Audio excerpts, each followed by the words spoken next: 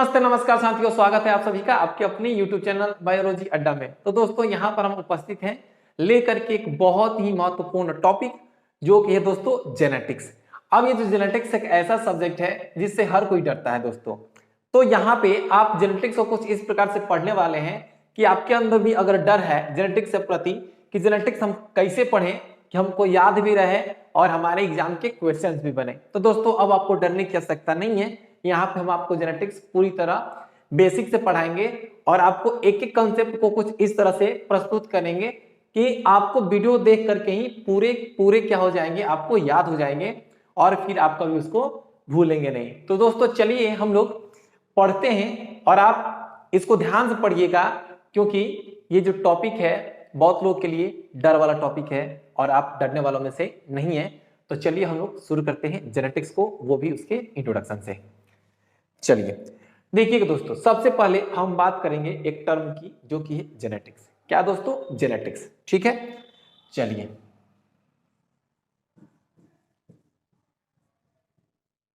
देखिए जेनेटिक्स को हम हिंदी में क्या कहते हैं दोस्तों? तो जेनेटिक्स को हम लोग हिंदी में कहते हैं आनुवांशिकी।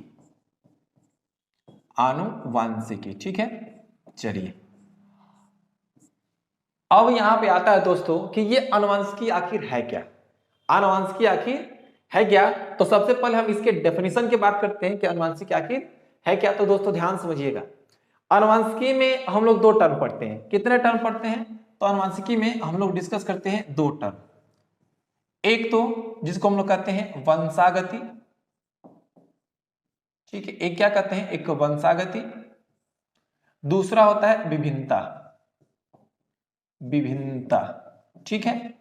वंशागति और विभिन्नता। तो दोस्तों एकदम पूरे मजे से आप इसको पढ़िए, एक एक बात को समझ में आएगी। वंशागति को हम लोग कहते हैं हेरिडिटी और विभिन्नता को कहते हैं वेरिएशन, ठीक है। क्या कहते हैं?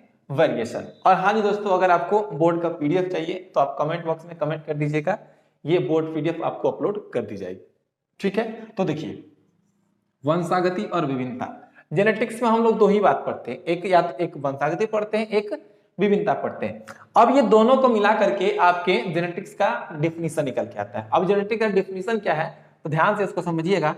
हम इसके परिभाषा की बात करते हैं, ठीक है दोस्तों। किसकी बात करेंगे? इसके हम परिभाषा की बात करेंगे।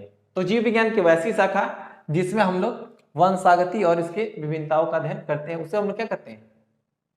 जेनेटिक्स कहते हैं। सिंपल सी है, आप इसे नोट डाउन कर सकते हैं कि वैसी शाखा,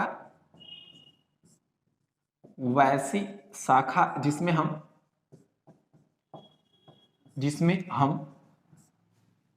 वंशागति एवं विभिन्नता का अध्ययन करते हैं। विभिन्नता का अध्ययन करते हैं, ठीक है। क्या कहलाता है? जेनेटिक्स कहलाता है। जेनेटिक्स कहलाता है, ओके। तो दोस्तों ये रहा इसका डेफिनेशन। डेफिनेशन क्या है कि वैसी शाखा जिसमें हम वंशागति एवं विभिन्नता का अध्ययन करते हैं क्या कहलाता है? जेनेटिक्स कहलाता है। अब यहाँ पे बात रहा सर किसकी शाखा, तो याद रखिएगा किसकी शाखा की हम बात कर रहे हैं। तो हम लोग बात कर रहे हैं जीव विज्ञान की शाखा की। किसकी? तो जीव विज्ञान की शाखा की। आप इससे कंफ्यूज नहीं होंगे। तो दोस्तों ये हम लोग जीव विज्ञान के अंतर्गत ही पढ़ रहे हैं। तो वैसी शाखा जिसमें हम वंशागति एवं विभिन्नताओं का अध्ययन करते हैं उसको हम लोग क्या कहते हैं? जेनेटिक्स कहते हैं, ठीक है। अब यहां पे एक बात आती है जो कि बहुत महत्वपूर्ण है। जेनेटिक्स जो शब्द है, जेनेटिक्स जो शब्द है इसको दिया किसने था? जेनेटिक्स जो शब्द है इसको दिया किसने था? तो आपको बता दें ये जो शब्द है इसको देने वाले वैज्ञानिक हैं जिनका नाम है डब्ल्यू बैटिसन, ठीक है। डब्ल्यू बैटिसन ने क्या दिया? क्या दिया बताइए? डब्ल्यू बैटिसन ने जेनेटिक्स शब्द दिया था। क्लियर है? अब यहां पे एक बात आती है कि सर ये जो जेनेटिक्स है इसके फादर कौन है, इसके जनक कौन है? तो हम आपको बता दें दोस्तों कि इसके जो फादर हैं, इसके जो फादर हैं वो है जीजे मेंडल, जीजे मेंडल। अब ये इनका जो पूरा नाम होता है, थोड़ा ध्यान से समझिएगा, इनका जो पूरा नाम होता है वो होता है ग्रेगर जॉन मेंडल। इनका पूरा नाम क्या हो जाएगा दोस्तों? तो इनका जो पूरा नाम हो जाएगा वो हो जाएगा ग्रेगर जॉन मेंडल। ठीक है, ग्रेगर जॉन मेंडल इनका पूरा नाम हो जाएगा। ओके, चलिए इनका पूरा नाम क्या हो गया? Gregor John Mendel. तो अनुवांशिकी, ये अनुवांशिकी क्या है? तेरा डेफिनेशन। अनुवांशिकी हम किसका अध्ययन करते हैं? तो हेरिडिटी वेरिएशन का। और जेनेटिक शब्द किसने दिया? तो डब्ल्यू बैटसन ने दिया। और इसका फादर कौन है? तो इसके फादर है ये, ठीक है, इसके फादर है आपके ग्रेगर जॉन मेंडल साहब, ग्रेगर जॉन मेंडल साहब। आई होप कि इतना क्लियर हो गया होगा। ठीक है, चलिए अब यहां पे दोस्तों हम बात करेंगे सबसे पहले इन दोनों टर्म का। पहला जो टर्म हमारे सामने है वो क्या है दोस्तों? तो पहला जो टर्म हमारे सामने है वो है हेरिडिटी। क्या है दोस्तों? वो है हेरिडिटी। एक और बात बता दें, हेरिडिटी को हम लोग क्या कहते हैं हिंदी में? हेरिडिटी को हम लोग हिंदी में कहते हैं वंशागति। क्या कहते हैं दोस्तों? वंशागति। एक और बात, वंशागति जो है ना, इसे हम लोग इनहेरिटेंस भी कहते हैं, इनहेरिटेंस। यानी कि आप हेरिडिटी कहिए या इनहेरिटेंस कहिए, बात दोनों क्या है? सेम है। अब देखिए यहां पर हम इसको एक एग्जांपल के अनुसार समझते हैं। देखिएगा, मान लेते हैं यहां पे एक व्यक्ति है, ठीक है, क्या है? एक व्यक्ति है और इस व्यक्ति का नाम है रामलाल। ठीक है, क्या नाम है जिसका? रामलाल है। ठीक है, ओके। अब यहां पर एक बच्चा है। अब ये जो बच्चा है किसका है? रामलाल का, रामलाल का। ओके, रामलाल का। अब यहां पे देखिए, यहां पर देखी जा रही है कि इसका जो लक्षण है, इसका जो कुछ लक्षण है, क्या दोस्तों? कुछ, इसका जो कुछ लक्षण है वो किसमें आ गया है? रामलाल में आ गया है। क्या ऐसे सिंपल सी एक बात समझिए, रामलाल क्या है? रामलाल गोरा है। ठीक है, अब रामलाल गोरा है तो हुआ यही है कि इसका जो बच्चा है ये भी क्या हुआ है? गोरा है। इसका बच्चा भी क्या हुआ? गोरा है। यानी कि यहां पर ये जो लक्षण है, देखिए जो गोरा होना जो लक्षण है वो क्या हुआ है? तो रामलाल से कहां ट्रांसफर हुआ है? उसके बच्चे में ट्रांसफर हुआ है। किसके? तो रामलाल के बच्चे में ट्रांसफर हो गई है। तो दोस्तों ये जो प्रोसेस हो रही है, इसी प्रोसेस को हम लोग क्या कहते हैं? वंशागति कहते हैं। अब जैसे देखिएगा क्या होता है कि जब बच्चे का जन्म होता है ना, तो लोग जाते हैं देखने के लिए, ठीक है, कि बचवा कैसा है। लोग दूर से देख के बता देते हैं कि बचवा क्या किसका है? तो फलाना के लेके हुआ है। किसका है जी? फलाना का लेके। कैसे पता चलता है? कुछ तो लक्षण होता है वो उसके बच्चे में दिखाई देता है। या तो उसके फेस का कट हो जाएगा, ठीक है, या तो उसकी आंखें हो जाएंगी, या तो उसके ललाट यानी कि या उसके शरीर के अंग, जो कि इस बात को दिखा देते हैं कि किसका है? तो फलाना सिंह का लड़का है। ठीक है, ऐसे पता चल जाती है। तो ये बहुत ही सिंपल सी बात है।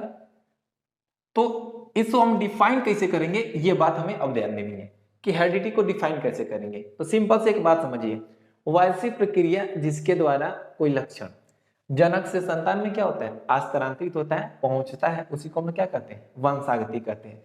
तो दोस्तों आप इसे अब नोट डाउन कर सकते हैं। वैसी प्रक्रिया जिसके द्वारा कोई लक्षण, ठीक है, एक पीढ़ी से दूसरे पीढ़ी में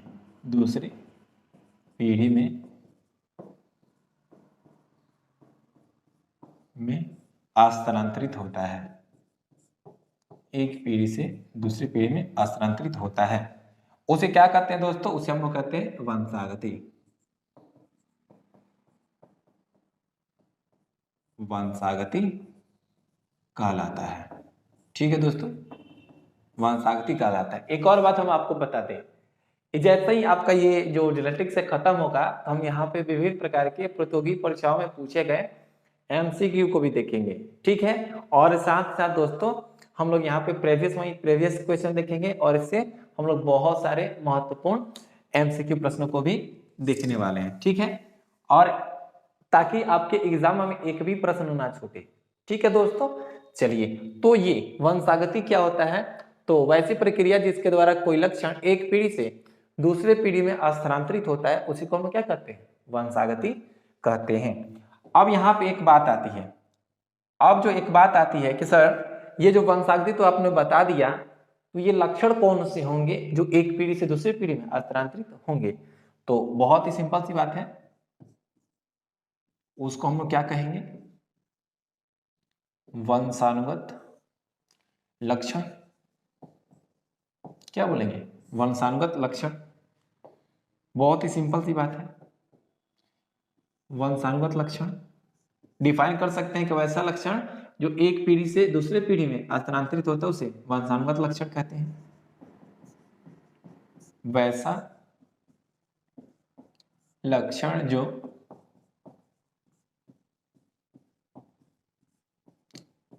एक पीढ़ी से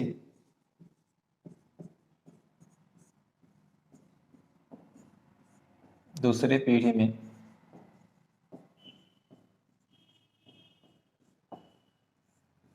स्थानांतरित होता है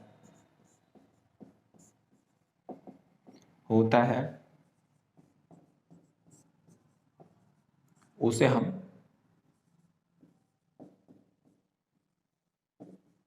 वंशानुगत लक्षण, जिसे हम लोग कहते हैं वंशानुगत लक्षण कहते हैं। ठीक है, वंशानुगत लक्षण कहते हैं। अब यहाँ पे बात रहा सर, ये वंशानुगत लक्षण का इंग्लिश थोड़ा सा बता देते।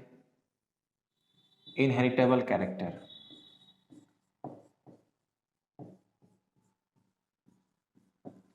इनहेरिटेबल कैरेक्टर,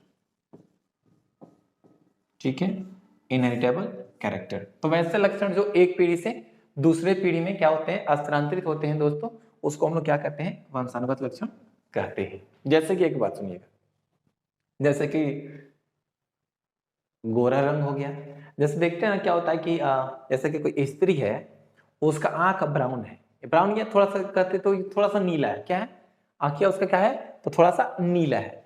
आप देखेंगे अगर क्या हुआ कि उसका आंख नीला है तो उसके जो संतान उत्पन्न होंगे ना, उसका भी देखेंगे आंखवा नीला होता है। अब ये क्या हुआ दोस्तों? तो उसके अंदर से क्या हुआ, जो लक्षण है वो ट्रांसफर हो गए किस में? वो बच्चे में ट्रांसफर हो गया है। ठीक है, किस तरह से किस प्रक्रिया से? तो दोस्तों वो तो प्रक्रिया था, क्या था बताइए? चलिए, वो प्रक्रिया था लैंगिक प्रजनन, यानी कि सेक्सुअल रिप्रोडक्शन था। और सेक्सुअल रिप्रोडक्शन के द्वारा ही ये क्या होता है? तो कोई लक्षण एक पीढ़ी से दूसरी पीढ़ी में स्थानांतरित होती है। ठीक है, चलिए, ये बात आपने समझ लिया।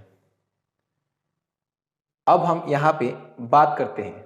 ठीक है, यहां पे अब हम बात करेंगे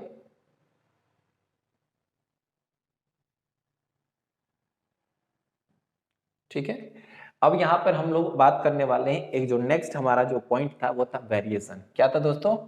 वेरिएशन था। ठीक है, अब हम लोग वेरिएशन को डिस्कस करेंगे। वेरिएशन,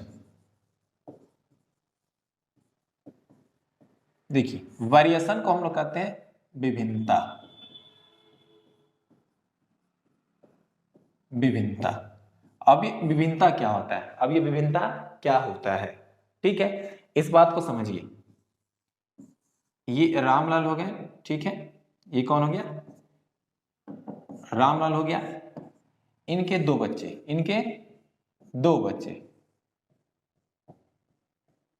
ओके, इनके कितने बच्चे हैं? दो बच्चे। अब यहां पे हम देख रहे हैं कि इनका जो ये बड़ा वाला लड़का है और ये छोटा वाला लड़का है, ये कौन सा लड़का है? बड़ा वाला। और ये कौन सा है? तो ये है छोटा वाला। ये दोनों क्या है? एक दूसरे से अलग है, एक दूसरे से अलग है। और यहां ये नहीं, ये जो दोनों है अपने जनक से अलग है, अपने पेरेंट से भी अलग है। तो दोस्तों इसी लक्षण को हम क्या कहते हैं? इसी गुण को क्या कहते हैं? उसे हम लोग कहते हैं विभिन्नता। विभिन्नता क्या है? तो वैसा स्थिति है, कंडीशन है, लक्षण है जो क्या करता है कि अपने जनक से संतान को और या संतान को संतान से क्या करता है? अलग दिखाता है। तो इसे आप इसे अच्छे से डिफाइन कर सकते हैं। लिखिएगा,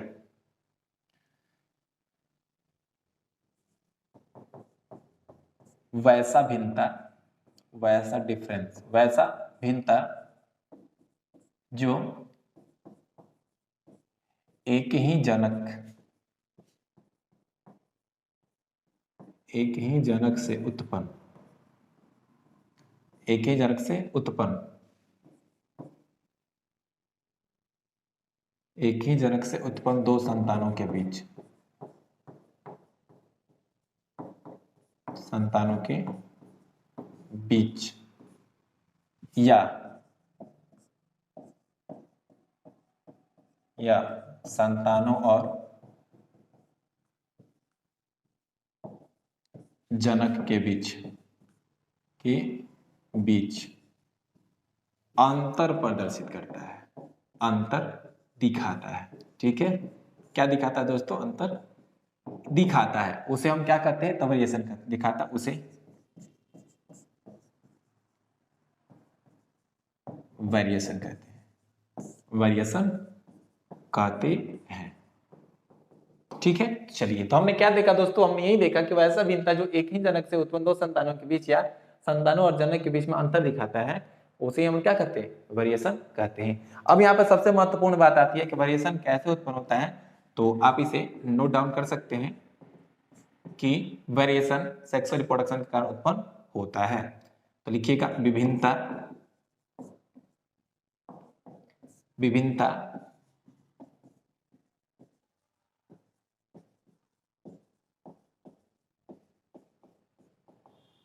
सेक्सुअल रिप्रोडक्शन के कारण उत्पन्न होता है, उत्पन्न होता है। ठीक है दोस्तों, आई होप कि इतना क्लियर हो गया होगा। ओके, अब यहां पर तो वेरिएशन दो प्रकार के होते हैं, जिसको हम बता देते हैं। कितने प्रकार के दोस्तों? दो प्रकार के। सिंपल सी बात है, याद रखिएगा कि विभिन्नता दो प्रकार के होते हैं, विभिन्नता दो प्रकार के होते हैं, विभिन्नता दो प्रकार के होते हैं। अब ये कौन कौन? विभिन्नता दो प्रकार के।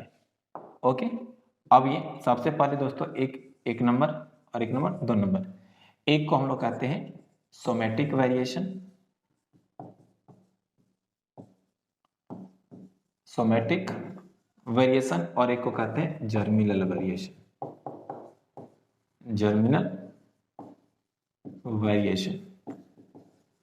ठीक है दोस्तों, तो यहाँ पे दो बातें बताई गई हैं, एक सोमेटिक वेरिएशन और दूसरा है जर्मिनल वेरिएशन। अब सबसे पहले हम सोमेटिक वेरिएशन और जर्मिनल वेरिएशन को डिस्कस कर लेते हैं। ठीक है, चलिए,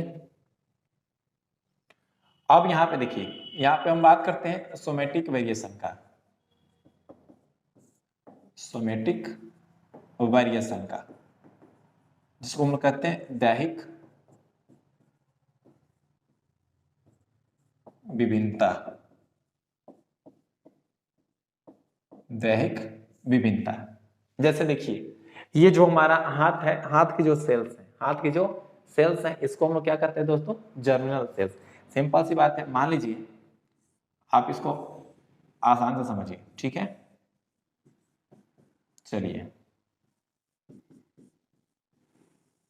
ये क्या हो गया? ये हमारा हाथ हो गया। क्या दोस्तों? ये हमारा हाथ है। हाथ की जो कोशिका है, हाथ की जो ये कोशिका है, यानी कि ये सेल है। अब हाथ की जो कोशिका है, या जिसको हम लोग क्या कर रहे हैं दोस्तों? सेल कह रहे हैं, ये जो है इसको हम लोग कहेंगे सोमेटिक सेल। क्या कहेंगे दोस्तों? Somatic cell. तो सिंपल सी बात है कि वैसा परिवर्तन जो सोमेटिक सेल में होता है, या वैसा वेरिएशन जो सोमेटिक सेल में परिवर्तन के कारण होता है, उसको हम लोग सोमेटिक वेरिएशन कहते हैं। तो आप क्या कर सकते हैं कि सोमेटिक सेल में चेंजिंग के कारण उत्पन्न विभिन्नता, उत्पन्न वेरिएशन उत्पन्न वेरिएशन क्या कहलाता है दोस्तों? सोमेटिक वेरिएशन कहलाता है। सोमेटिक वेरिएशन कहलाता है, ठीक है, सोमेटिक वेरिएशन कहलाता है, याद रखिएगा। और हाँ दोस्तों, सोमेटिक वेरिएशन एक पीढ़ी से दूसरे पीढ़ी में स्थानांतरित नहीं होती है, ठीक है, या एक जनरेशन से दूसरे जनरेशन में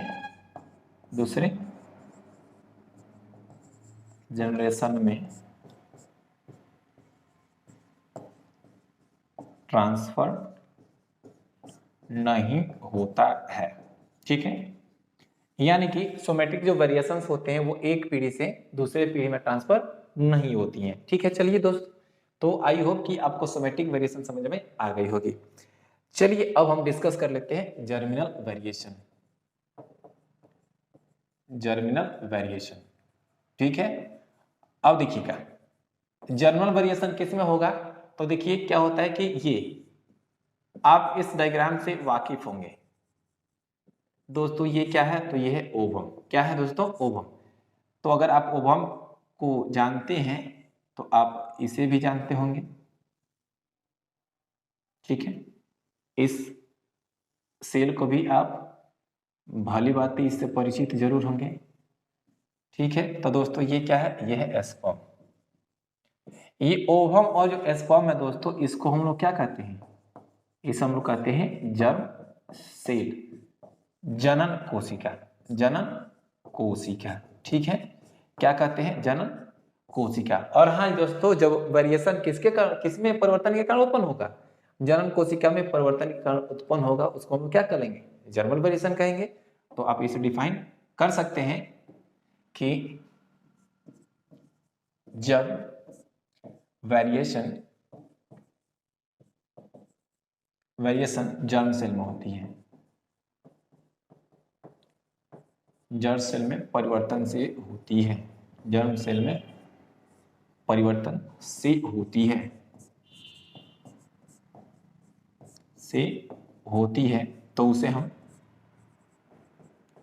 तो उसे हम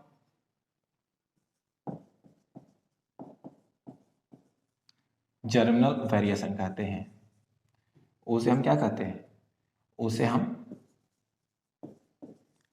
जर्मिनल वेरिएशन कहते हैं। तो दोस्तों देखिएगा जर्मिनल वेरिएशन कैसे होगा, तो आपको हम बता दें, जैसे कि वही हम आपको बता रहे हैं ना कि जैसे कि लक्षण आंख का क्या है दोस्तों? आंख या सिंपल सी एक बात सुनिए, ठीक है। मान लीजिए क्या होता है, कभी कभी ग्रहण लगता है, इस वेरिएशन को समझिए।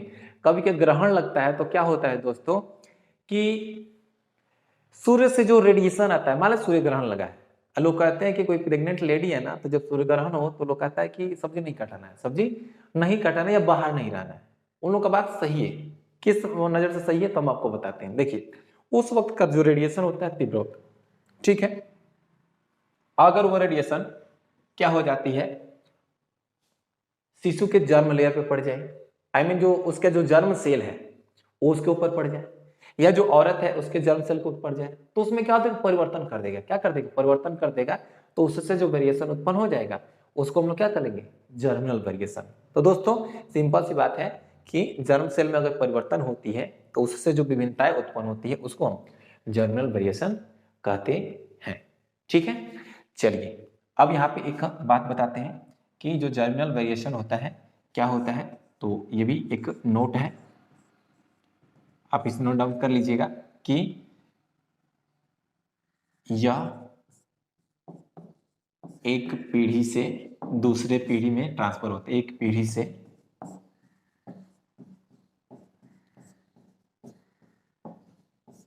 दूसरे पीढ़ी में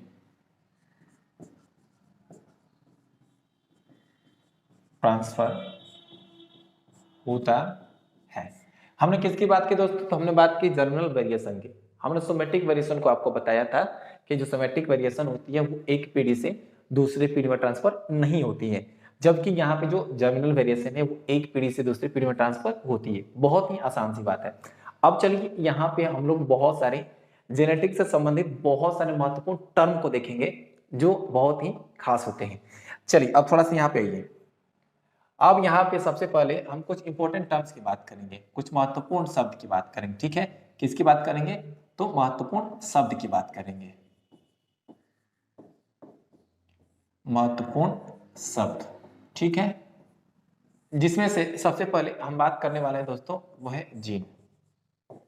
क्या है दोस्तों? वो है जीन। ठीक है, अब आप जीन क्या है इसको हम लोग समझते हैं। ठीक है, चलिए एकदम बहुत ही आसान तरीके से समझाएंगे, आप इसे आसानी से समझ पाएंगे। ठीक है जी, चलिए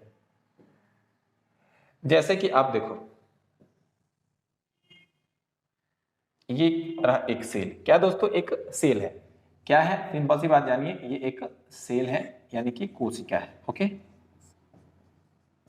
चलिए एक कोशिका है। अब जो कोशिका है, कोशिका के अंदर क्या है दोस्तों? तो कोशिका के अंदर होता है न्यूक्लियस। ठीक है, न्यूक्लियस होता है। और न्यूक्लियस को हम हिंदी में क्या कहते हैं? न्यूक्लियस को हम हिंदी में कहते हैं केंद्रक। ओके, जब आप इसको अंदर जाइएगा ना तो आपको कुछ इस प्रकार की संरचना दिखेगी। ठीक है, कुछ इस प्रकार की संरचना दिखेगी। ओके, इस संरचना को हम थोड़ा सा बाहर निकालते हैं और बाहर निकालेंगे तो आपको भली बात समझ में आ जाएगी कि हम किस संरचना की बात कर रहे हैं, किस संरचना की बात कर रहे हैं। तो दोस्तों आप इसे देख सकते हैं, जो हमने यहाँ से अंदर से एक जो संरचना निकाली है वो कौन सी संरचना है। ठीक है, चलिए तो ये क्या है दोस्तों? तो ये है जिसे हम लोग कहते हैं गुणसूत्र। क्या कहते हैं? गुणसूत्र। गुणसूत्र कहते हैं और इसे अंग्रेजी में क्रोमोसोम कहा जाता है। ठीक है दोस्तों, क्रोमोसोम कहा जाता है। अब एक बात समझिएगा, क्रोमोसोम क्या होगा? तो क्रोमोसोम को जब हम क्या करेंगे दोस्तों, इसको थोड़ा सा लंबा करेंगे। हम क्रोमोसोम को डिटेल पढ़ेंगे, फिलहाल यहाँ पे हमको देखना है जीन। तो क्रोमोसोम को क्या करेंगे? हम थोड़ा सा लंबा करेंगे। तो देखिए इसको हम लंबा करते हैं। ठीक है, और जब लंबा करेंगे तो दोस्तों ये होता है क्रोमेटिन फाइबर। क्रोमेटिन होता है। क्या होता है दोस्तों? ये होता है क्रोमेटिन। ओके, और ये इंपॉर्टेंट भी है, एग्जाम में पूछी जा सकती है कि क्रोमोसोम किसका बना होता है। डीएनए और प्रोटीन का आपको हम बता देंगे। ठीक है, क्रोमोसोम किसका बना होता है दोस्तों? तो क्रोमोसोम बना होता है डीएनए प्लस प्रोटीन का। अब कमेंट बॉक्स में आप जवाब दीजिएगा कि डीएनए में ये कौन सा प्रोटीन जुड़ता है जिससे क्रोमोसोम का निर्माण होता है। हम आगे तब तक बढ़ते हैं। ठीक है, चलिए अब देखिए क्या हुआ कि ये क्रोमेटिन हो गया। अब ये जाकर के आगे क्या होता है तो और इसको फैलता है। देखिए अब ये आगे जाकर क्या हो रहा है? फैल रहा है। ठीक है, अब आगे जाकर के ये फैल रहा है। अब यहाँ पे देखिएगा, जब आगे जाकर के क्या हुआ, ये फैला है ना, तो देखिए ये आपको दिख रहा है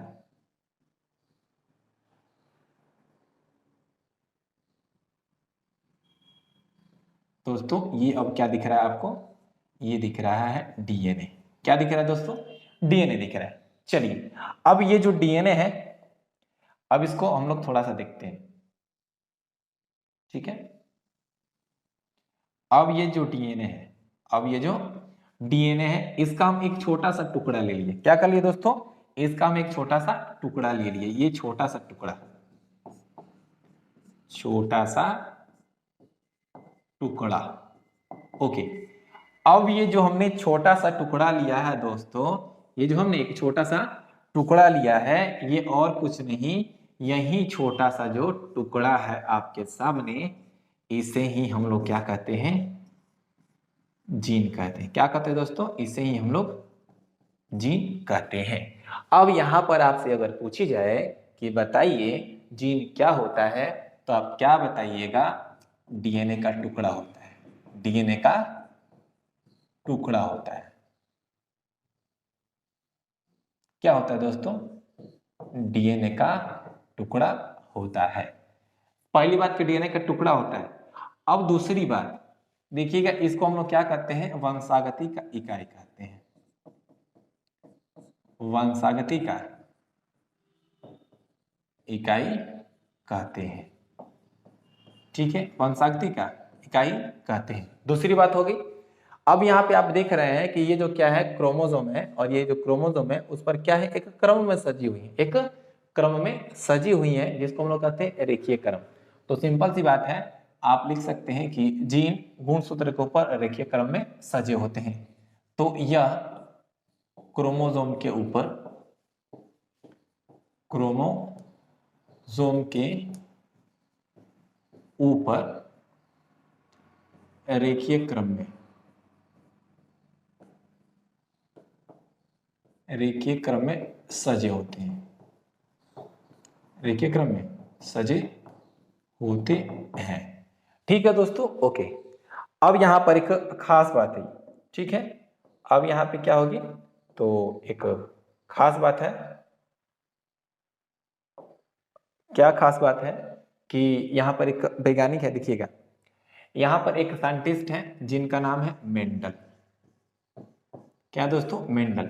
मेंडल ने का जो जीन है, यहाँ पे मेंडल जो जीन है इसको इन्होंने कहा था क्या, इन्होंने क्या कहा था दोस्तों, तो फैक्टर कहा था।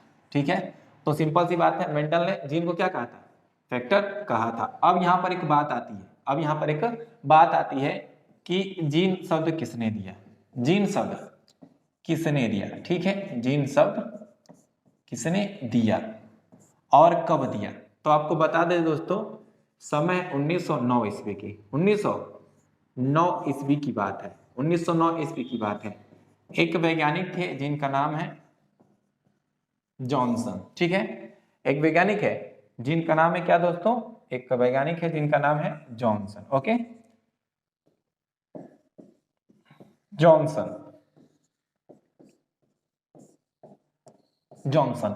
यह जो वैज्ञानिक जॉनसन साहब हैं, इन्होंने ही जीन शब्द दिया था। मेंडल ने इसे क्या कहा था, तो मेंडल ने इसे फैक्टर शब्द कहा था, और इसे जॉनसन ने दिया। क्या, जीन शब्द को किसने दिया, जॉनसन ने दिया। और कब दिया, तो 1909 ईस्वी में दिया था। ठीक है दोस्तों, तो हमने यहाँ पे जीन के बारे में थोड़ी सी बातें डिस्कस कर ली। ठीक है, फिर से आप इसको रिमाइंड करेंगे कि सेल है, और सेल के अंदर न्यूक्लियस होता है, न्यूक्लियस के अंदर क्रोमोसोम होता है, और क्रोमोसोम क्या होता है, धागे से बना होता है, जिसको हम लोग कहते हैं क्रोमेटीन। अब जब क्रोमेटीन को फैलाया जाएगा तो हमको मिलेगा डीएनए, और डीएनए का छोटा सा टुकड़ा होता है जिसको हम कहते हैं जीन। आप इसको जीन बाबा मत समझ लीजिएगा। ठीक है, ये हमारे हर एक कोशिका के अंदर उपस्थित होते हैं दोस्तों। ठीक है, चलिए, यानी कि हर एक सेल में उपस्थित होते हैं जिसमें केंद्रक पाया जाता है, इस बात को याद रखिएगा। चलिए, यहाँ पे हमने आपको जीन बता दिया। अब यहाँ पे एक टर्म बताते हैं जो कि है बहुत ही महत्वपूर्ण, एलील। क्या दोस्तों, एलील, एलील है। अभी एलील क्या होता है, तो मान लीजिए हम यहाँ पे एक जीन लिखते हैं, एक जीन है, क्या है दोस्तों, एक जीन है। अब ये जो जीन है वो क्या है, तो टी है। क्या दोस्तों, टी है, जीन क्या है, तो टी है। अब क्या करते हैं, इसी के बगल में एक और हम टी लगा देते हैं। ठीक है, तो इसका क्या हो गया, इसका वैकल्पिक रूप हो गया, अल्टरनेट हो गया। ठीक है, वैकल्पिक, क्या होगा दोस्तों, ये इसका वैकल्पिक रूप हो गया, वैकल्पिक रूप हो गया। ठीक है, कैसा रूप, वैकल्पिक रूप। अब जो वैकल्पिक होता है इसको हम लोग कहते हैं अल्टरनेट, अल्टरनेट। तो यहाँ पे एक जीन है और जीन का एक वैकल्पिक रूप है। तो दोस्तों सिंपल सी बात है, जीन और उसके वैकल्पिक रूप को हम एक साथ क्या कहते हैं, एलील कहते हैं। तो आप इसे डिफाइन कर सकते हैं कि जीन एवं उसके वैकल्पिक रूप को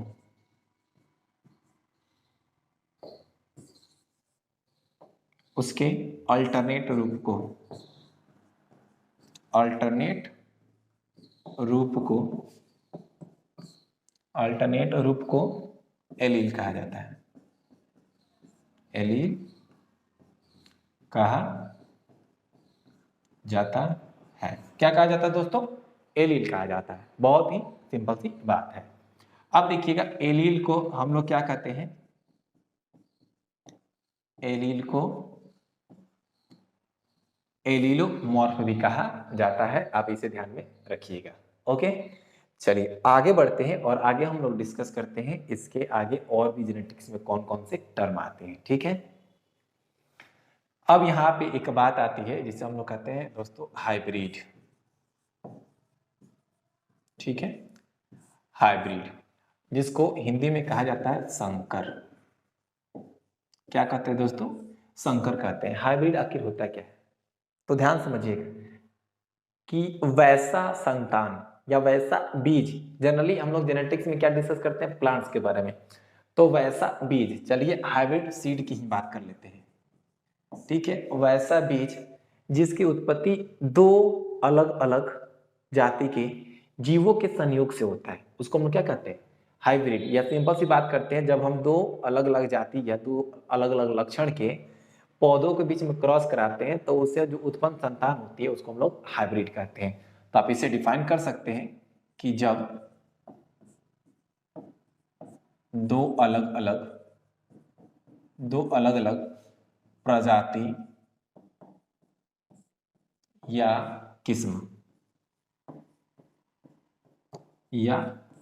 किस्म के जीवों के बीच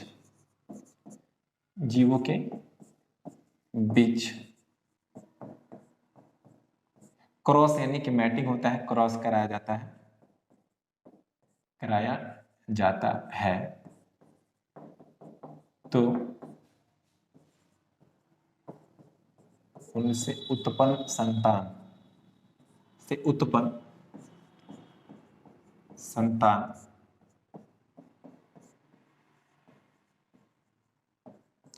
हाइब्रिड कहलाते हैं। ठीक है दोस्तों, उससे उत्पन्न संतान क्या होते हैं? हाइब्रिड कहलाते हैं। और आपको एक बात बता दें, जो हाइब्रिड होते हैं वो अपने जनक से क्या होते हैं? अलग होते हैं। कहने का मतलब इसमें दोनों जनकों के गुण उपस्थित होते हैं। तो क्या हो जाएगा दोस्तों? ये हाइब्रिड कहलाएगा। ठीक है, चलिए हम आपको एक एग्जाम्पल के आधार पर समझा देते हैं कि हाइब्रिड ये कैसे बना। मान लीजिए एक जनक है, ठीक है, जनक है, इसमें एक लक्षण कैपिटल टी वाला, देखिएगा ये मान लेते हैं जनक है, ये पौधा है, ये लंबा है। अब दोस्तों ध्यान समझिएगा, अब ये टी क्या है? तो दोस्तों जीन है। हम आपको अच्छे से इस वाली बातें पढ़ाएंगे, यहाँ पे कंफ्यूजन नहीं होना है, बस आप इसको यहाँ पे समझिए। ठीक है, टी लंबा है, इसको हमने क्रॉस करा दिया। ठीक है, बौने वाले से क्रॉस करा दिया। तो देखिएगा अब टी है, आपको भी पता है कि हमारे जो नॉर्मल कोशिकाएं होती हैं उसमें गुणसूत्र की संख्या कितनी होती है? 46 होती हैं। कितनी? 46। और जो युग्मक होता है, गैमिट होता है, क्या दोस्तों? तो जो गैमिट होता है उसमें कितने होते हैं? उसमें होते हैं 23। ठीक है, मतलब कि आधा। तो यहाँ पे डबल है, 2 है, तो कितने आएंगे? 1। तो देखिएगा ये एक टी आ गया इधर से, और ये टी क्या है? तो ये इसका गैमिट हो गया। हर एक बात को समझिएगा। और हाँ दोस्तों, यहाँ पे हम आपको एक क्रॉस बताएंगे। और हाँ, जेनेटिक्स में अगर आप क्रॉस समझ जाते हैं तो आपके बहुत सारे क्या हो जाते हैं? कॉन्सेप्ट क्लियर हो जाते हैं, क्योंकि जेनेटिक्स में क्या है? मैक्सिमम क्रॉस का ही पोर्शन आता है। चलिए तो देखिए, ये हो गया गैमिट, एक कैपिटल टी, इधर से आ जाएगा एक स्मॉल टी। अब देखिए, अब जो क्या हुआ, ये दोनों मिल गए, यानी कि ये यहाँ पे प्रक्रिया हो गई निषेचन का। किसकी प्रक्रिया? निषेचन का। तो यहाँ पे बना कैपिटल टी और स्मॉल टी। यानी कि दोस्तों अब समझिए, इसमें लंबा वाला का भी गुण है, इसमें बौना वाला का भी गुण है, तो दोनों मिला दिए तो क्या होगा जी दोस्तों? इसी को तो हम लोग बोलेंगे, क्या बोलेंगे जी? इसी को हम लोग बोलेंगे हाइब्रिड। क्या बोलेंगे? संकर। ठीक है, आई होप कि यहां तक आपका क्लियर हो गया होगा। किसी भी प्रकार से कोई बातें आपको ऐसी नहीं होंगी कि जो समझ में नहीं आई होंगी। अगर फिर भी आपको दिक्कत है तो आप कमेंट बॉक्स में जरूर कमेंट कीजिएगा, हम आपको वहां पे आपका जो क्या है दिक्कत है उसको क्लियर करने का प्रयास करेंगे। लेकिन हम अपने हिसाब से आपके हर एक क्या होते हैं कंसेप्ट को एकदम बारीकी से बहुत ही आसान शब्दों में समझाने का प्रयास कर रहे हैं। तो दोस्तों, अगर आपको वीडियो अच्छा लग रहा हो तो आप इसे लाइक करें और शेयर कर दें, और अगर आप इस चैनल पर नए हैं तो चैनल को सब्सक्राइब जरूर कर दीजिएगा। ठीक है, चलिए अब हम आगे बढ़ते हैं। तो जैसा कि हमने जीन को भी डिस्कस कर लिया, एलील को भी डिस्कस कर लिया और हमने यहाँ पे हाइब्रिड को भी डिस्कस कर लिया, ठीक है। अब यहाँ पे बात आती है कि सर ये क्या होता है, F1 जनरेशन क्या होता है, F2 जनरेशन क्या होता है जीनोटाइप, क्या होता है फिनोटाइप। तो सबसे पहले यहाँ पे हम कुछ लक्षण की बात करेंगे, ठीक है। देखिएगा हमने जो एलील पढ़ा था ना दोस्तों, तो एलील पढ़ा था, आपको हम बता दें कि एलील दो प्रकार के थे। कितने एलील? दो प्रकार के, ठीक है। हम यहाँ पे डिस्कस कर लेते हैं एलील के प्रकार को, एलील के प्रकार को। तो एलील के प्रकार को हम आपको दो बताएंगे, ठीक है। अब यहाँ पे एलील है, एक को हम लोग कहते हैं डोमिनेंट और एक को कहते हैं रेसेसिव। डोमिनेंट एलील और एक को कहते हैं रेसेसिव एलील। ओके जी दोस्तों, अब यहाँ पे थोड़ा सा एक बात यहाँ पे आप समझ जाइए, ओके। जब जब आपको ऐसे जब जब एक समान मिलेंगे ना, एक समान अगर जीन मिलते हैं तो आप इसको समझिएगा क्या, होमोजाइगस, होमोजाइगस। और जब क्या होंगे ये अलग अलग होंगे तो आप इसको समझिएगा हेटेरोजाइगस, हेटेरोजाइगस, ओके।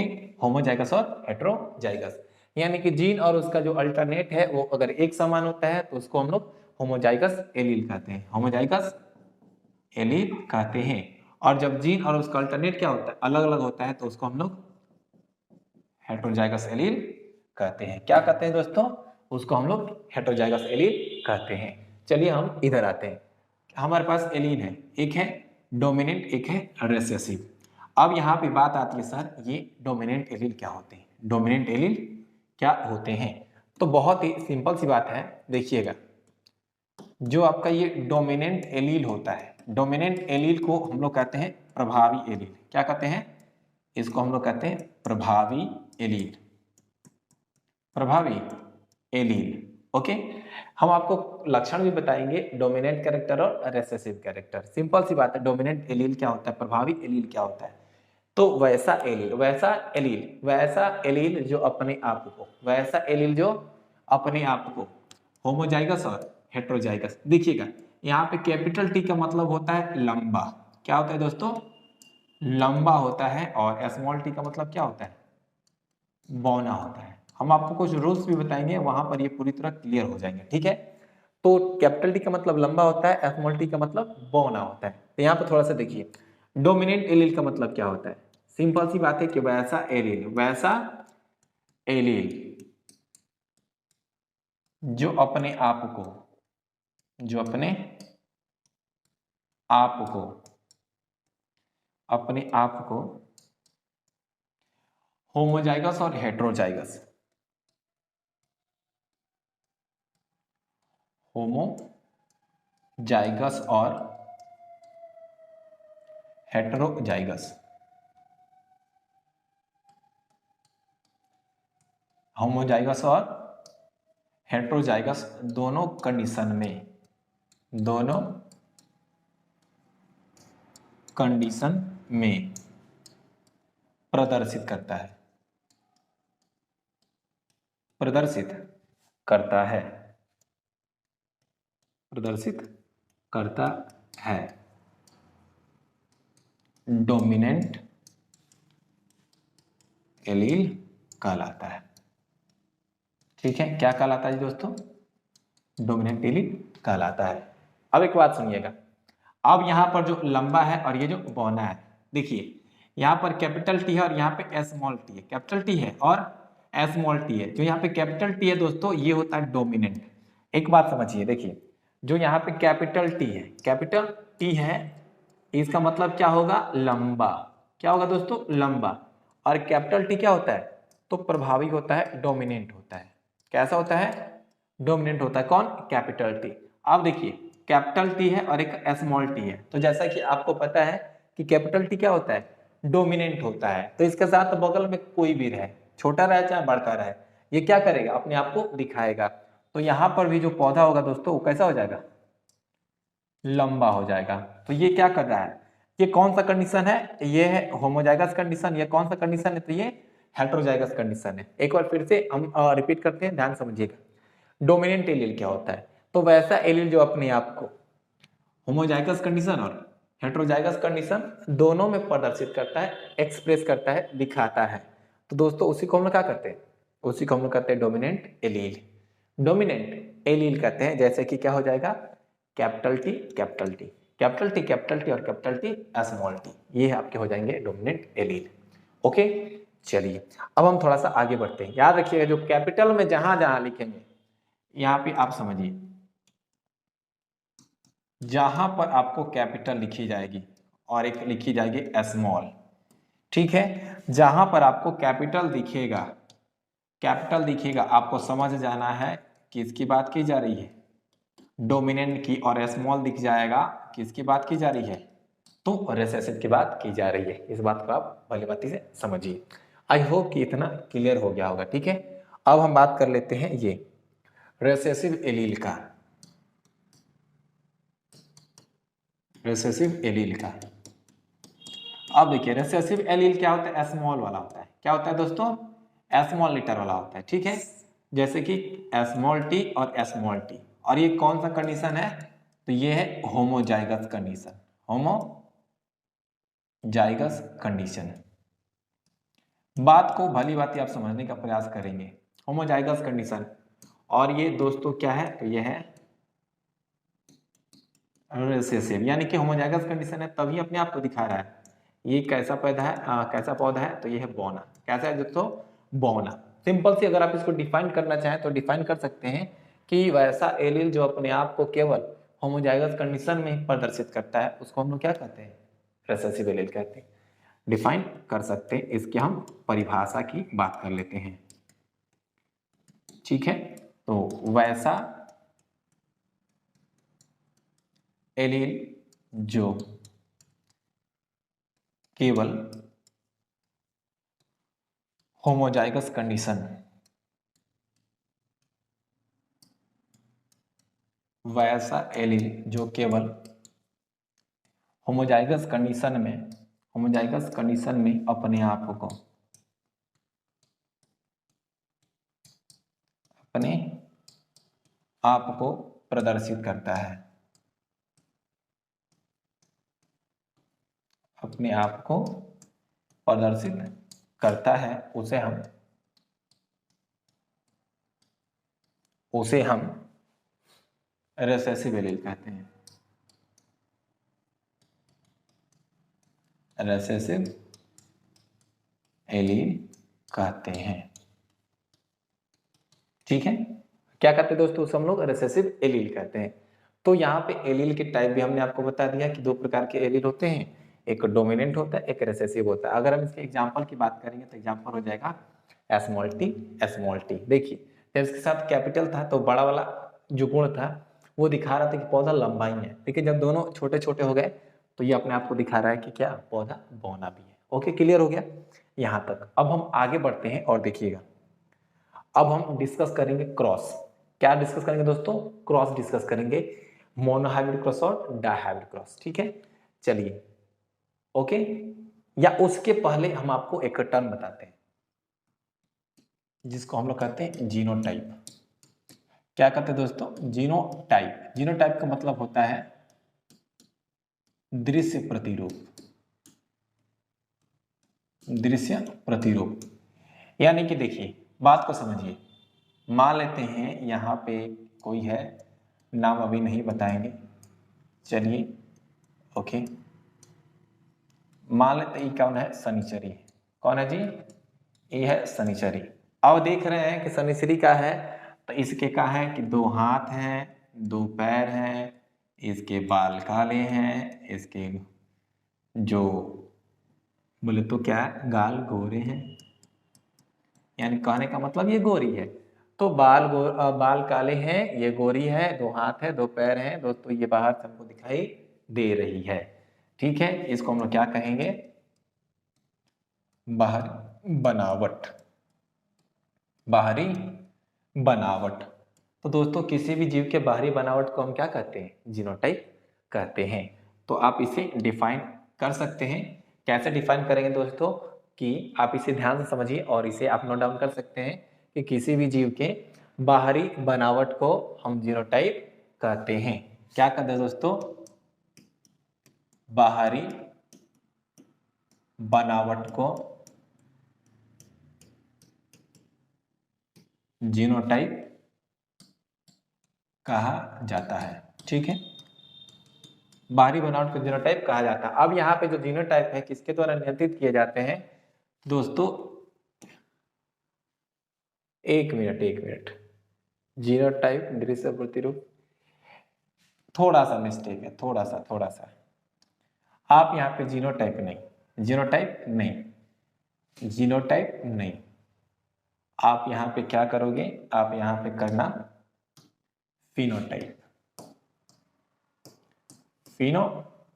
बाहरी बनावट को क्या कहते हैं?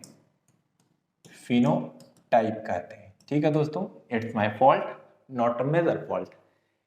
ठीक है, हमने समय रहते ही इसको देख लिया।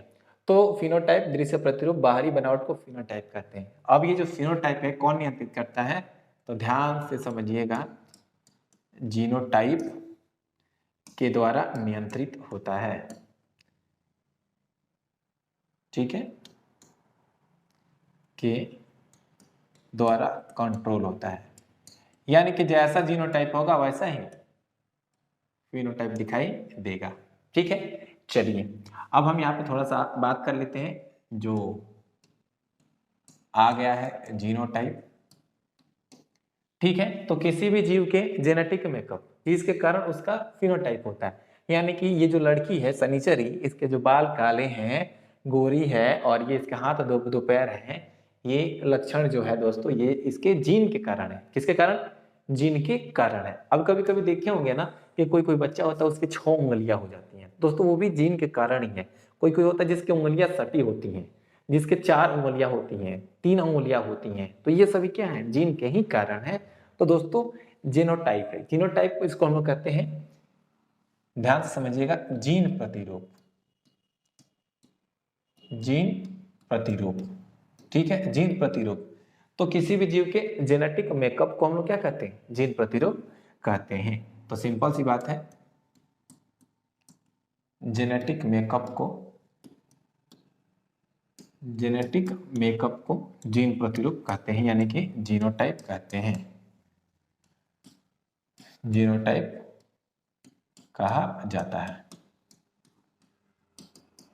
जेनेटिक मेकअप को हम क्या कहते हैं दोस्तों? जेनेटिक मेकअप को हम लोग कहते हैं जीनोटाइप। ठीक है, चलिए जैसे कि मान लीजिए ये है कैपिटल टी, स्मॉल टी। तो दोस्तों ये जो कैपिटल टी है ये क्या है? तो ये हो जाएगा जीनोटाइप, और ये स्मॉल टी ये भी क्या हो जाएगा? ये हो जाएगा जीनोटाइप। अब यहाँ पे एक बात थोड़ा सा समझ लेते हैं। ठीक है, अब जो टी है तो यहाँ पे आप देखिएगा,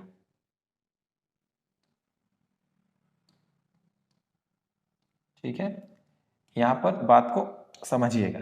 अब देखिए जो टॉल है, यानी कि ये टॉल है और ये ड्वार्फ यानी कि बौना है। तो ये बाहर दिख रहा है लंबा है, ये बाहर दिख रहा है छोटा है। ये दोस्तों क्या हो जाएगा? तो ये इसका कौन सा लक्षण? तो ये इसका हो जाएगा फिनोटाइप। ठीक है, क्या हो जाएगा? फिनोटाइप। जैसा कि हमने आपको बताया है कि फिनोटाइप को कंट्रोल कौन करता है? जीनोटाइप। तो देखिए कैपिटल टी है, इसी के चलते तो ये टॉल हुआ, स्मॉल टी इसी के चलते तो ये डॉर्फ हुआ ना जी। तो ये कंट्रोल हो गया। आई होप कि यहाँ तक क्लियर हो गया होगा। चलिए ठीक है, ओके, अब हम आगे बढ़ेंगे और आगे हम आपको बताएंगे क्रॉस के बारे में। 2 प्रकार के क्रॉस बताएंगे, एक बताएंगे मोनोहाइब्रिड क्रॉस, एक बताएंगे डाइहाइब्रिड क्रॉस। लेकिन दोस्तों ध्यान समझिएगा, इसके पहले हम डिस्कस करने वाले हैं मेंडल के बारे में। ठीक है, कि आखिर ये मेंडल कौन है? तो चलिए हम लोग डिस्कस करते हैं मेंडल के बारे में। मेंडल, ठीक है, मेंडल। तो जैसा कि आपको पता है दोस्तों, मेंडल को हम लोग क्या कहते हैं? फादर ऑफ जेनेटिक्स कहते हैं, फादर ऑफ जेनेटिक्स कहते हैं। मेंडल को फादर ऑफ जेनेटिक्स कहा जाता है। दोस्तों आपको हम बता दें कि जो मेंडल साहब हैं इन्होंने क्या किया था, एक्सपेरिमेंट किया था। ठीक है, एक्सपेरिमेंट किया था, एक्सपेरिमेंट किया था। अब यहाँ पे बात रहा कि इन्होंने जो एक्सपेरिमेंट किया था, किसके ऊपर एक्सपेरिमेंट किया था, किसके ऊपर एक्सपेरिमेंट किया था, तो इन्होंने एक्सपेरिमेंट किया था मटर के ऊपर। ठीक है, मटर के ऊपर। ओके, किसके ऊपर, तो मटर के ऊपर। अब यहाँ पे हम बात करते हैं कि दोस्तों ये जो मेंडल ने अपना एक्सपेरिमेंट शुरू किया था वो कब किया था और कितने में खत्म हुई। तो आपको हमेशा याद रखना चाहिए कि मेंडल को हम लोग फादर ऑफ जेनेटिक्स कहते हैं और इन्होंने मटर के ऊपर एक्सपेरिमेंट किया था। अगर आपसे एग्जाम में पूछे है कि बताइए, ये महत्वपूर्ण है। ठीक है, ये जो बात है ये महत्वपूर्ण है, मटर वाला। ठीक है, और मटर को हम लोग क्या कहते हैं, तो मटर को हम लोग पाइसम सैटिवम भी कहते हैं, जो कि एग्जाम के लिए महत्वपूर्ण है। चलिए अब हम लोग डिस्कस कर लेते हैं मेंडल के एक्सपेरिमेंट को। ठीक है, मेंडल एक्सपेरिमेंट, मेंडल एक्सपेरिमेंट। जैसा कि आपको भी पता है कि मेंडल एक्सपेरिमेंट किया था किसके ऊपर, मटर के ऊपर। तो देखिएगा मेंडल का एक्सपेरिमेंट स्टार्ट कब हुआ, तो स्टार्ट हुआ था 1856 में। ठीक है, 1856 में शुरू हुआ, 1856 में शुरू हुआ था। ओके, एंड कब हुआ, एंड हुआ 1863 में, 1863 में एंड हुआ। अब 1863 में एंड हुआ, क्या हुआ, समाप्त हुआ। एक एक बात को ध्यान से समझिए, समाप्त हुआ। यानी कि मेंडल साहब ने अपना जो एक्सपेरिमेंट शुरू किया था वो कब किया था, तो 1856 में शुरू किया था और खत्म कब किया था, तो 1873 लिख दिए जी। 1873 नहीं ना, 1863।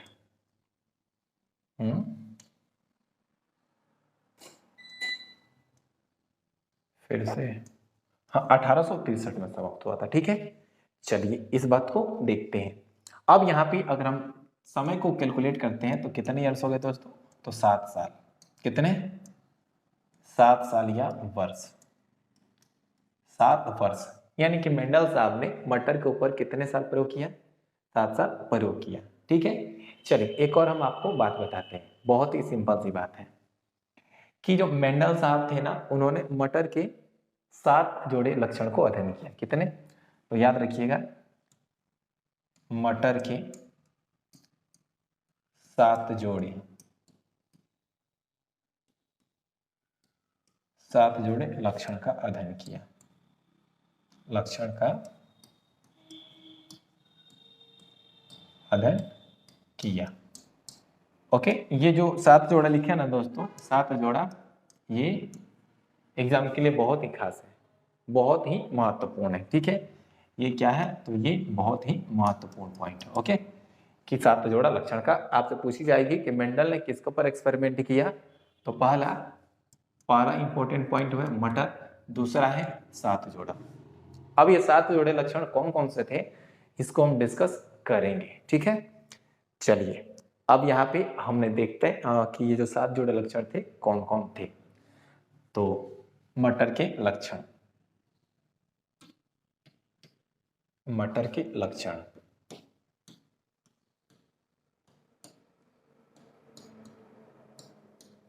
मटर के लक्षण, कैरेक्टर ऑफ मटर,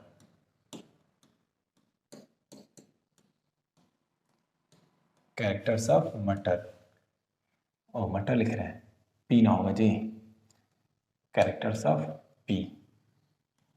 ओके, मटर के लक्षण कितने, 7 जोड़े। ओके, कितने, 7 जोड़े, 7 जोड़े। ओके, याद रखिएगा।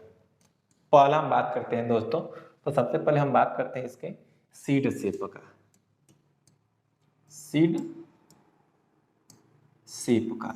Okay, seed shape. अब देखिएगा सीड शेप का मतलब होता है बीज की आकृति,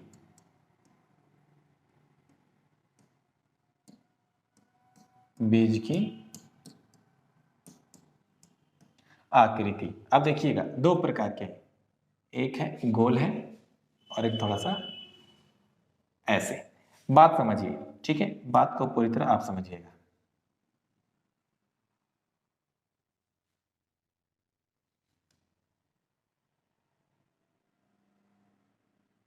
ओके, यहां पे आपको दो दिख रहे हैं। एक जो है, एक क्या है तो दोस्तों, एक को हम लोग कहते हैं राउंड, क्या कहते हैं, राउंड है। और एक क्या है तो दोस्तों, इसको हम लोग बोलते हैं wrinkle.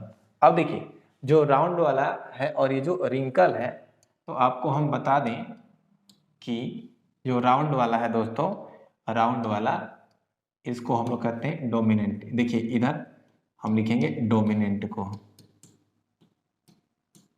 Dominant character. Dominant character इधर क्या लिखेंगे, इधर लिखेंगे हम लोग रिसेसिव कैरेक्टर, रिसेसिव कैरेक्टर। तो दोस्तों ये राउंड है, तो राउंड के लिए हम यूज करने वाले हैं कैपिटल आर। क्या यूज करेंगे, कैपिटल आर यूज करेंगे, ठीक है। और जो स्मॉल, ये रिंकल है, रिंकल ये क्या यूज करेंगे, स्मॉल आर। राउंड का मतलब क्या होता है दोस्तों, राउंड का मतलब होता है गोल, ठीक है। और रिंकल का मतलब होता है, वो होता है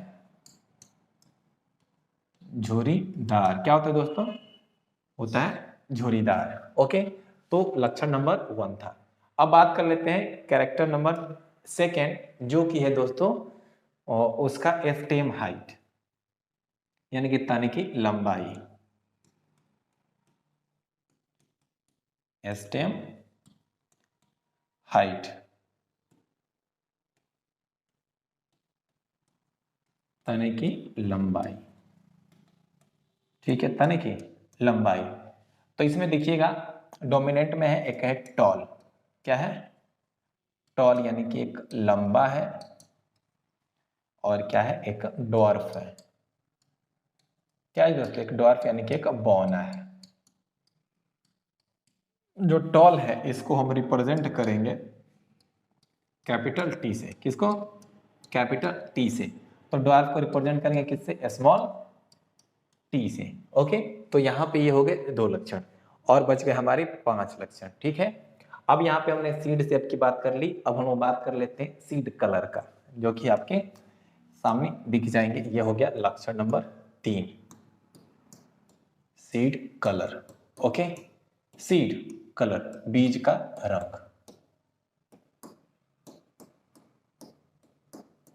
बीज का रंग। अब दोस्तों देखिए, बीज का जो रंग हो गया, इसमें आपके 2 रंग होंगे, जैसे कि आपको भी पता है, डोमिनेंट और रिसेसिव होगा, ठीक है। यहां पे लिख देते हैं डोमिनेंट, ठीक है, और यहां पे लिख देते हैं रिसेसिव। ओके, अब देखिए, डोमिनेंट में बीज के रंग होते हैं, एक होता है पीला, एक होता है हरा, ठीक है। जो पीला होता है ना दोस्तों, यानी कि ये रहा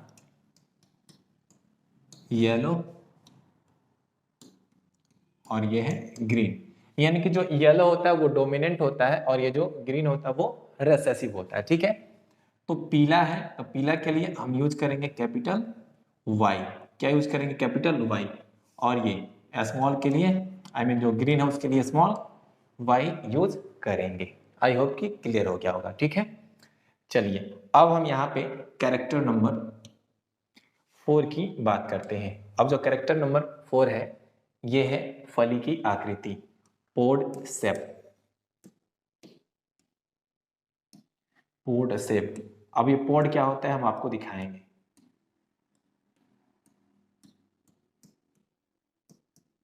फली की आकृति, तो डोमिनेंट में देखिएगा, डोमिनेंट में क्या होता है, जैसे कि आप देख पाएंगे यहाँ पे, देखिए आपने मटर देखा होगा ना, आप मटर देखिएगा तो एक मटर देखिएगा कुछ इस प्रकार से, ठीक है, और एक मटर देखिएगा ऐसे, ठीक है, ऐसे मटर देखिएगा। ये क्या है, तो ये है फूला हुआ, इसको हम लोग कहते हैं इनफ्लेटेड, ठीक है। इसको हम क्या बोलेंगे, फूला हुआ। ओके, क्या है जी, ये फूला हुआ है। और ये क्या है, सिकुड़ा हुआ, कंस्ट्रिक्टेड।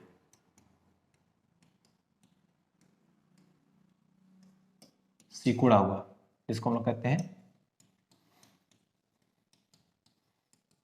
कंस्ट्रिक्टेड कहेंगे। क्या कहेंगे दोस्तों, कंस्ट्रिक्टेड कहेंगे।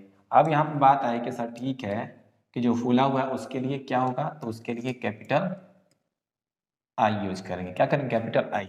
और सिकुड़ने के लिए स्मॉल आई यूज किया जाएगा। आई होप कि इतना क्लियर हो गया होगा। ठीक है, चलिए और 3 लक्षण है उसको भी हम लोग डिस्कस कर लेते हैं। कैरेक्टर नंबर 5, जो कैरेक्टर नंबर 5 है वो क्या हो दोस्तों, तो वो हो जाएगा इसके pod colour. Pod colour, pod colour, flower colour, not pod colour. ठीक है, फिलहाल डिस्कस करते हैं फ्लावर कलर, बाद में डिस्कस करेंगे pod colour, flower colour.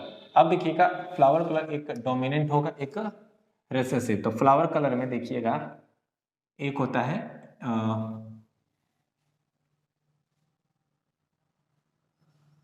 Green होता है, एक येलो होता है।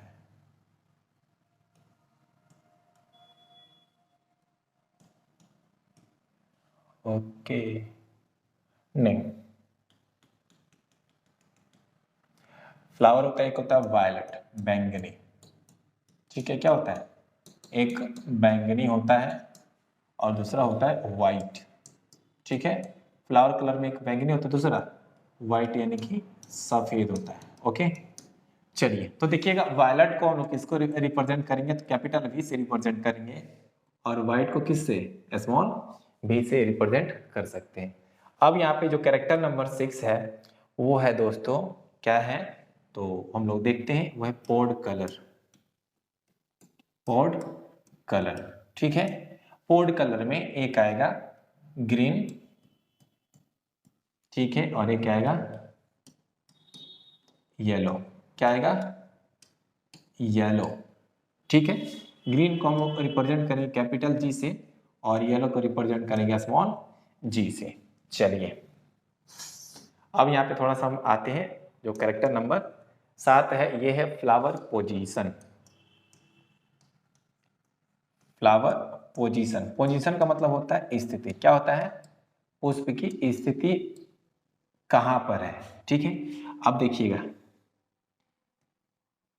अगर यहां पे देखिए ऐसे है, ठीक है, ऐसे है, ये एक्सियल हो गया, और एक होता है टर्मिनल। एक क्या होता है, टर्मिनल। मान लेते हैं ये फ्लावर, यहाँ पे फ्लावर है, ठीक है, कहाँ फ्लावर है, यहाँ पे फ्लावर है। कुछ इस प्रकार से हम आपको एक फ्लावर बना कर दिखा देते हैं। ठीक है, यहाँ पे ये फ्लावर हो गया, ओके, यहाँ पर फ्लावर हो गया, लेकिन इसमें यहाँ पर फ्लावर हो गया, इसमें यहाँ पे। तो दोस्तों इसको बोलेंगे अक्षीय, इसको बोलेंगे टर्मिनल। ठीक है, तो जो अक्षीय होता है ना, अक्षीय होता है, इसको हम लोग कैपिटल ए से डिनोट करते हैं, और जो टर्मिनल होता है उसको स्मॉल ए से डिनोट किया जाता है। ठीक है दोस्तों, आई होप कि इतना करेक्ट आपका जो है वो क्लियर हो गया होगा। ठीक है, चलिए अब हम यहाँ पे एक बात बताते हैं, ध्यान से समझिएगा। अब जैसे ही कि मेंडल ने क्या हुआ, तो मेंडल ने अपना एक्सपेरिमेंट तो किया, इनका एक्सपेरिमेंट 7 साल में कंप्लीट भी हुआ। और क्या हुआ, ये क्या किए, तो इन्होंने अपना जो एक्सपेरिमेंट का डाटा था इसको इन्होंने थोड़ा सा मैथमेटिक्स यूज करके बनाया गया था। ठीक है, तो उस वक्त क्या हुआ था, ध्यान से बात को सुनिएगा। उस वक्त एक कहानी की तरह समझ लीजिए, आपको ध्यान में हमेशा बनी रहेगी कि उस वक्त हुआ यही था कि एक प्रकार की कंट्रोवर्सी यानी कि बात विवाद चल रही थी डार्विन को लेकर के। डार्विन साहब का मानना था, कहते थे कि हमारे पूर्वज क्या है, तो बंदर है। लेकिन उसी समय के अन्य वैज्ञानिक जो थे वो इस मानने से इनकार कर रहे थे कि हमारे पूर्वज बंदर नहीं है, तुम्हारे पूर्वज बंदर होंगे। इसी से कंट्रोवर्सी चल रही थी। तो मेंडल ने अपने, जो देखिएगा मेंडल ने अपने इस प्रयोग के जितने भी डाटा उसको प्रकाशित किया, लेकिन उस वक्त इन किसी का ध्यान नहीं गया। और बात यही हुआ दोस्तों कि जो मेंडल साहब हैं 1884 में पास्ड अवे। क्या हो गई, 1884 में इनकी क्या हो गई दोस्तों, मृत्यु हो गई। ठीक है, मृत्यु हो गई, और जब 1884 में इनकी मृत्यु हो गई तब इनके डाटा को कौन देखेगा? कोई नहीं देखेगा ना। तो दोस्तों बहुत दिन के बाद, अब कितने दिन के बाद तो आप थोड़ा सा कैलकुलेट कर लो। इन्होंने एक्सपेरिमेंट शुरू किया था 56 में, ठीक है। कंप्लीट कितना हुआ? तो 56 में, 63 में। इन्होंने पब्लिश कब किया? 64 में। 64 में से आप क्या कीजिएगा तो 1900 में से 64 निकालिए दोस्तों, आपका कितना बचेगा? वो बचेगा ये 36 वर्ष, ठीक है। कितना? 36 वर्ष। ओके, चलिए, तो याद रखिएगा कि 1884 में उनकी मृत्यु हो गई और 36 वर्षों तक उनके प्रयोग के बारे में किसी को भी पता नहीं था। तब जाकर के क्या हुआ तो देखिएगा, 3 वैज्ञानिक हैं। कितने? 3 वैज्ञानिक आते हैं और क्या करते हैं? मेंडल के बातों का पुनः खोज करते हैं। तो हम देखेंगे रीडिस्कवरी ऑफ मेंडल। देखिएगा, rediscovery of Mendel experiment, rediscovery of Mendel experiment, ठीक है। यानी कि दोस्तों हम यहाँ पे बात करने वाले हैं कि जो मेंडल साहब ने एक्सपेरिमेंट किया था, उस एक्सपेरिमेंट के अनुसार जो जो उन्होंने रूल्स दिए थे, लॉज दिए थे, वो क्या सही है या गलत है, इसको देखने के लिए 3 वैज्ञानिक आए। अब ये कौन कौन वैज्ञानिक है उनको देखेंगे, ठीक है। तो यहाँ पे बात आती है रीडिस्कवरी ऑफ मेंडल। तो ये बात कब की है दोस्तों? तो बात है 1900 ईस्वी की। कब की? 1900 ईस्वी की, ठीक है। 3 वैज्ञानिक आए थे। कितने? 3 वैज्ञानिक, 3 वैज्ञानिक, ठीक है। एक का नाम था कार्ल कोरेंस, दूसरे का नाम था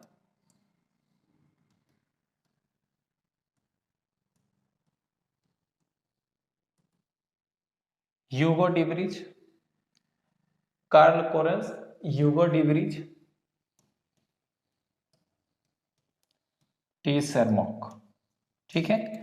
यानी कि मेंडल का जो एक्सपेरिमेंट है उसको रीडिस्कवर किसने किया?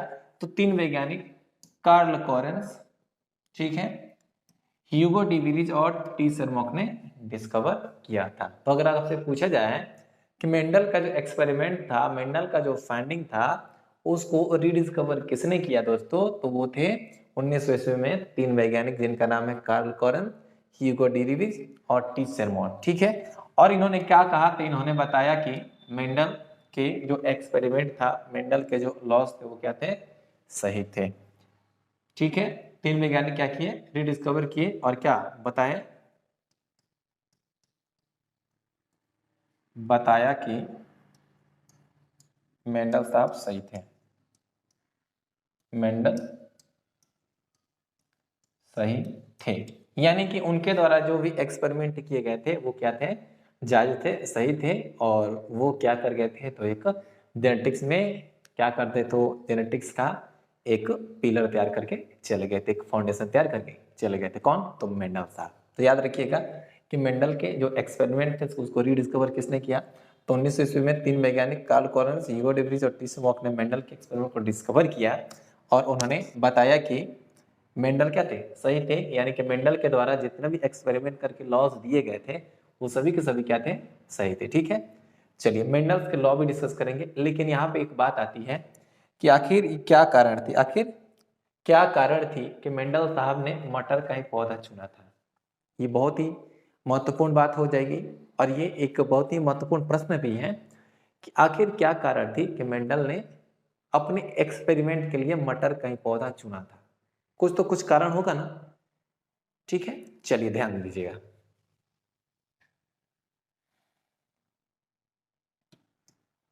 रीजन,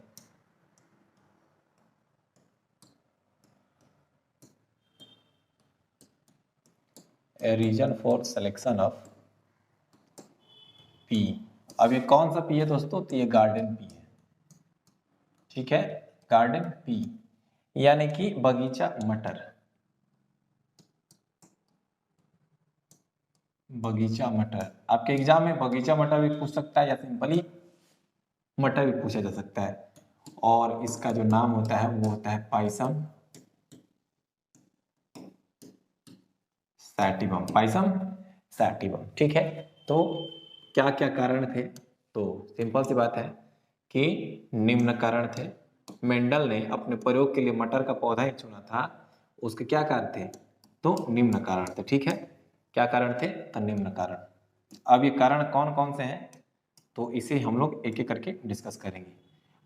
पहला कारण कि देखिएगा मटर आसानी से उपलब्ध हो जाता है, कहीं भी आप देखिए बाजार में चल जाएगा आपको मटर मिल जाएगा। ठीक है, पहला था आसानी से उपलब्ध। ठीक है, आसानी से उपलब्ध। दूसरा, इसे लगाना बहुत ही आसान है, लगाना आसान है, लगाना आसान है। ठीक है, तीसरी बात यानी कि इसका कल्टीवेशन आसान है और ये आसानी से उपलब्ध हो जाता है। और तीसरी बात, इसके बहुत सारे किस्म हैं, बहुत से किस्म हैं, बहुत से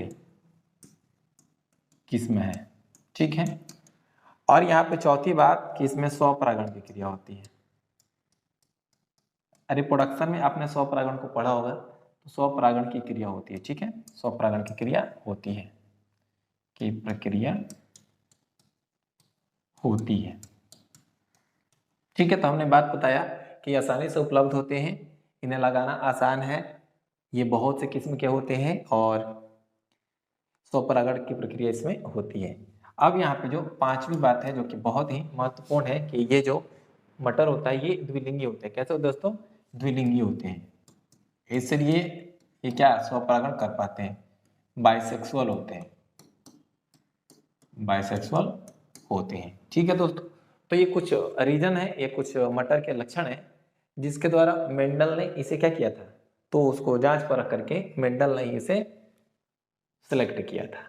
ओके, चलिए अब यहाँ पर बात आती है कि यहाँ पे हम लोग डिस्कस करने वाले हैं एक क्रॉस जो कि बहुत ही महत्वपूर्ण है, यानी कि इस वीडियो में वो लास्ट टॉपिक होगा। उसके बाद दोस्तों हम लोग नेक्स्ट पार्ट में मिलेंगे जहाँ पर हम डिस्कस करेंगे इसके आगे चल करके। ठीक है, ये जो जेनेटिक्स है आपकी ये लंबी नहीं जाएगी, 2-4 वीडियो में आपकी ये जेनेटिक्स कंप्लीटली खत्म हो जाएगी। ठीक है, और ऐसा आपको लगेगा भी नहीं कि क्या हुआ कि जेनेटिक्स बहुत ही भारी है। ठीक है, तो जेनेटिक्स भारी नहीं है, बशर्ते आप इसको ध्यान से सुनेंगे। तो अगर ध्यान से नहीं सुनते तभी आपको भारी लगे। हम लाख कह दें कि जेनेटिक्स बहुत आसान है, एकदम हलवा है, तो ऐसे कोई बात नहीं है। जब तक आप इसे नहीं समझिएगा तब तक आपको समझ में नहीं आएगी। ठीक है, चलिए अब हम बात करते हैं दोस्तों एक बहुत ही महत्वपूर्ण है, वो है mono hybrid cross. Mono hybrid cross, ठीक है, मोनो हाइब्रिड क्रॉस जिसको हिंदी में कहते हैं एक संकर क्रॉस, एक संकर क्रॉस। क्या कहते हैं दोस्तों? एक संकर क्रॉस कहते हैं। ठीक है, एक संकर क्रॉस कहते हैं। अब यहाँ पे बात रहा सर एक संकर क्रॉस को डिफाइन कैसे करेंगे, एक संकर क्रॉस को डिफाइन कैसे करेंगे? तो आप ध्यान से समझिएगा, यहाँ पे दो प्योर पेरेंट होंगे, उनके बीच में क्रॉस कराएंगे, जिनके बीच में क्या होगा, एक ही जोड़ा कैरेक्टर होंगे, उसको हम संकर क्रॉस करेंगे। सबसे पहले इसका हम लोग परिभाषा की बात कर लेते हैं। ठीक है, परिभाषा की बात करते हैं। देखिए जब हम दो शुद्ध जनक यानी कि प्योर पेरेंट, जब हम दो प्योर पेरेंट्स के बीच क्रॉस, ठीक है, प्योर पेरेंट के बीच क्रॉस यानी कि वही मैटिंग सेक्सुअल इंटरकोर्स के बीच क्रॉस कराते हैं, क्रॉस कराते हैं। ध्यान से इस बात को समझिएगा, जिनमें एक जोड़ा, जिनमें एक जोड़ा विप्रयासी, ठीक है, विप्रयासी लक्षण, जिनमें एक जोड़ा विप्रयासी लक्षण उपस्थित। अब ये विप्रयासी लक्षण क्या होते हैं बताएंगे हम आपको। लक्षण उपस्थित होते हैं, उपस्थित होते हैं, उसे हम मोनो हाइब्रिड क्रॉस कहते हैं, हाइब्रिड क्रॉस कहते हैं। Okay, one second. परिभाषा इसकी क्या होती है कि जब हम दो प्योर पेरेंट के बीच क्रॉस कराते हैं, ठीक है, जिनमें एक जोड़ा विपर्यासीय लक्षण मौजूद होता है या उपस्थित होता है, तो उसे हम लोग मोनोहाइब्रिड क्रॉस कहते हैं। अब यहाँ पे एक बात समझिएगा, ठीक है, देखिएगा यहाँ पे हमने लिखा है विपर्यासीय लक्षण, ठीक है। विपर्यासीय लक्षण को इंग्लिश में कहते हैं हम लोग कॉन्ट्रास्टिंग कैरेक्टर। कॉन्ट्रास्टिंग कैरेक्टर यानी कहने का मतलब हुआ दोस्तों प्योर कैरेक्टर। कौन सा कैरेक्टर? प्योर कैरेक्टर, ठीक है। तो इसको हम लोग कहते हैं मोनोहाइब्रिड क्रॉस। अब